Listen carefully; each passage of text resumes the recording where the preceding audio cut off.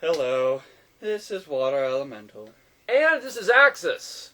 And we are here to talk about the League of Legends. This is a little broadcast we do every now and again. Let you guys know what's happening in the world of Riot and other providences, like Discord and Chaos. This week, we're going to be talking about Jarvan! Yeah! Demacia! Great guy. He's really fun. Patch notes, skin, and a couple of news bits this week. So, first thing on everyone's mind, I'm pretty sure, if you guys are thinking about other things, I don't know what you're doing. Jarvan! Jarvan the Fourth. Jarvan the Fourth. It's been trash talked a little bit on the forums. People don't really like him. I don't see why. I disagree. Yeah, I disagree. He's a very interesting champion, very engaging gameplay. Last really engaging champion we've seen since, like, Trundle and that kind of area of time. Well, I wouldn't even say that. Well, I thought Trundle was engaging. Yeah, you're crazy. Crazy. In love with you. It's a little bit creepy. I know. Just a little. Anyhow, Trundle. Wait a minute. Jarvan. I hate you. Jarvan is an AD carry sort of champion who focuses mainly on getting in and out of combat very, very quickly and then keeping his foes pinned down. He has very, very strong damaging abilities. They do not scale as well as I would like. Their coefficients are mostly based on bonus damage. This may seem like a drawback, but the base damage is so very high, and the armor reduction from his spear lance plus his passive gives him a nice cocktail of burst before you get any major AD items. Coming up first on his passive gives him, whenever he strikes an opponent, deals 10% of their current health, not max health, as magic damage. This cannot proc again on the same champion or target for the next 6 seconds. This allows you to line up burst on multiple targets, but it also can be deceptive because you can charge into combat, get a big chunk of damage off, and think you're going to be gold through the whole fight. Can be deceptive if you're picking up for the first time. Don't expect your burst to carry through the entire fight. His next ability, his Spear Lance. This is an awesome ability. Lunges out. Deals a set amount of physical damage plus his bonus damage, and reduces their armor by a percentage based on the rank. His next ability is his Shield. It gives him a flat amount of damage absorbed, which increases based on the number of enemy champions around him. And it also slows all champions within a small radius. His next ability, Spear Throw. Well, not a Spear Throw, it's a banner toss, pretty much. Places a banner on the ground. It gives all of his friendly champions attack damage and attack speed. His next ability, Spear Lance, well, it's more like a banner toss, gives him a flat amount of attack speed and damage passively. It can also be activated to place a banner on the ground. Gives him flat armor and attack speed bonus. It doubles the passive bonus, and it gives half of it to nearby allies. It can be also used as an anchor point with his spear thrust to pretty much anchor himself over to it, pull himself over. Also knocks up enemies in the path up in the air. His final ability, Cataclysm. He leaps through the air and crashes down on an enemy champion, dealing an amount of damage plus some of his physical damage. And it deals flat physical damage, and it erects a circle around him and whoever he lunged on, and making an impassable circle of terrain. This can be active. It lasts 3.5 seconds, or it can be activated again to take it away sooner. Very nice ability set. I really enjoy it. They're all very cohesive of each other. They're very synergetic with each other, more or less, than some other champions. Yes, it's a very nice skill set. It's a very fast-paced skill set, and it's a very, very entertaining skill set, to say the least. First thing I noticed when I was playing through with him, his spear lunge is awesome. Good amount of damage, great for harassing in your lane phase. Amazing range. Oh yeah, it's got great range. You can lunge from the bush to like halfway through the lane. It is awesome. He has flat armor reduction, great for both A, last hitting, and B, softening up any target, pretty much. Tanks, light carries, ruins their armor. If you do that with some flat AD reds, maybe a brutalizer or something like that, you will just cut through their armor extremely quickly. I personally think that the flag, with its base attack speed and its increased damage, is amazing for tower killing. It gives sight in bushes. It's really handy. It's better than those seeds that Maokai got. They give a better range. It lasts longer. I've gotten a few kills with it just for. Well, to be fair, he can throw the seedlings longer, and the seedlings do last a bit longer than. But if you think about it, they do, compared to dealing damage, this is more versatile and it actually helps your whole team. Yes, it is more versatile. I'll give you that. But I like it better than the seeds because, come on, it helps you get down a tower faster, and especially paired up with the lance to pull you forward and knocking characters up. It's a great escape mechanism. It's a great engager. It's a very nice combo they did with that. I think it's a very interesting ability they did. I really enjoy all the clutch sort of moves you can do with that. It's a very long blink. You can blink over some walls you wouldn't even think of blinking over with other champions.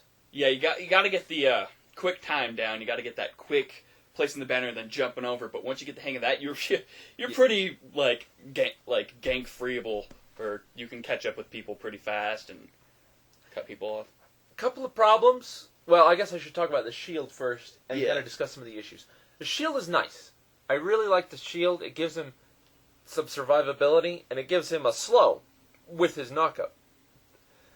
It's just not very powerful. It scales up pretty quickly, especially when you get high ranked, but it's usually the last ability you're going to be scaling up. It just doesn't feel like it's doing a whole lot. The range for how much extra you get from nearby champions is relatively short. It's kind of lame.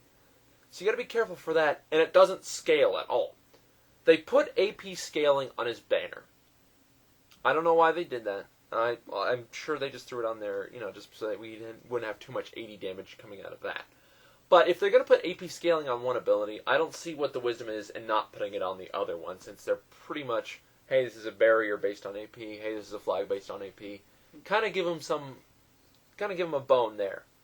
I don't see why they didn't do that. It's kind of lame. It is weird if you think about it, because a lot of other shields... it's a short range, and pretty much every other shield doesn't even deal damage. It doesn't deal damage. It gives a small slow. The slow is nice, don't get me wrong. Yeah, the slow's... short range, and he doesn't get the extra shield very often because it's such a short range. Yeah. It's weird. Yes, I like the ability, but I don't like how it works stat-wise and mechanically-wise. It's a good compliment, but it could be better.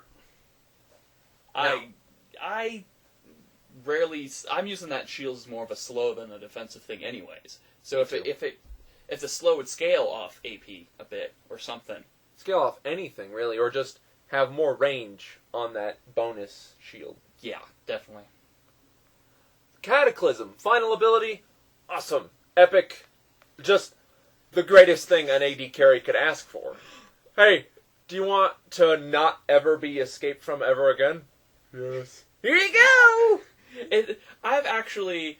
There's so many times where people gank me, and I used the Cataclysm, put it down in front of myself, put it on the target, then use my blink to go away from them and trap teams in corners just to escape with it. It's frustrating for enemy teams sometimes because it's impassable object. Yeah, it can act as an executioner, an escape mechanism, an initiator, or just culling the weak. Anyhow, just be careful. When you use it, you can box in your own teammates, so it requires that you be very, very perceptive in order to use it appropriately. It's just kind of somewhat similar to, let's say, Anivia's wall, or even Tristana's knockback. It can be epic if you use it right. It can be the bane of your team if you use it wrong. You can trap people inside the Cataclysm. Yeah, I've had games where I see this enemy, Jarvan, trap me, and he wants to solo me in there, but he's trapped like an Ashe or something that can't get out, trying to run away, and she has low health, so he's killed her in the process of trying to kill me, then I kill him, and no one's happy on their team. Oh yes, it's wonderful. But we noticed something weird. We were playing There are a lot of bugs. There are a lot of bugs with it. I'll put up the footage, I'll try to time it right, but if you look in this part of the footage, you see that he uses Cataclysm, And he's not in the Cataclysm. I leap, and I'm just like, ugh. Like, he got trapped on the trees or something, and he got knocked out of his own ult. Yeah, I've had people, when I knock into it, they get pushed, like, literally inside a tower. I'm not inside. It pushes them through a wall. It's a little bit buggy, but that's kind of to be expected, to be honest. Well, it is manipulating terrain to, bring something up. It's not like it makes an impassable object. Like, Aniva's is a wall, but this one brings a whole circular thing in there, so it has to kind of... Yeah, so I understand that it's buggy, but it's lame that it's buggy. It can, make or break, a kill. It's terrible. You missed a double kill right there. I was mad. It was upsetting for me. Yeah, I still think it's a fun mechanic. Oh, I love it a lot. Paired with his passive that gives 10% of their current health, you can use it to sort of, even if you capture 2 guys, bam, bam, that's 2 hard hits. Your team can rush in there, get some kills on you, especially if ranged. Ranged love that, because they're just like, oh, cool. I am not threatened at all. Pew, pew, pew, pew, pew, pew. Even Freak was talking about it can make some deadly combos. Like if you have an Urgot hugging with you and he jumps in there and then you jump in there, he tosses someone else in there, stuns them. It could do some really deadly stuff. I've actually seen a couple of Urgots now kind of pull that off where they Blitzcranks as well. I've seen him do it pretty well. Pull people in. It's fun. Oh yeah, no, I dropped the Cataclysm on an Ashe and then he Blitzcrank grabbed a Teemo and pulled him in there as well. So it was pretty much a mosh pit in there. Friggin' 4 champions just throwing their arms. I don't think people also know that you can lower the rock shield, because there's times where after the Jarvan's killed someone, he's sitting there looking dumbfounded, well, I gotta wait for my ult to go. Yeah, you can use it to fake people out. Like if you immediately Cataclysm, they're probably gonna try to engage you right on there. So you can use that as sort of okay, they're targeting me rather than trying to run. And then drop it immediately, and then you can get away. Or you can re-engage another target because they think you're going to stay in there. There's a lot of faking out you can do with Jarvan, which I think is good, because let's say you're running away, someone's chasing after you, drop a banner behind you, immediately blink back, knock them up, and all of a sudden you've got the advantage, you're up in a ranged carry's face, just pummeling them. They said he was going to be a champion that would be able to skip the front line and go directly to the weak champions. And that is 100% true. Yeah, it's... At first you'd think, well, you have to... It's not like how they mentioned it, where he would, skip them completely. He's able to knock them up in the air, and then he could use a Cataclysm, which you'd be able to block him off. But it's not like how they first said, well, he's just going to jump over him, ignore him completely, and just dominate the face before they can turn around. Yeah, the thing is, Cataclysm is a relatively long range. So even if the champion you're going for blinks away or uses an escape mechanism, you can still Cataclysm to them. In fact, that's a good idea, just so they don't blink away as soon as you use Cataclysm. Wait for them to flash. I waited for an Ezreal to flash every time he used his little blink strike. And I was just like, sup, Cataclysm onto him. And he's just standing there like, oh, my face. My anime hands are dead. I'm like, la la la la la la la la. His skin. Oh, we got to bring up the skin here. It's the Commando skin is M Bison and. See. Yes. Yes. But.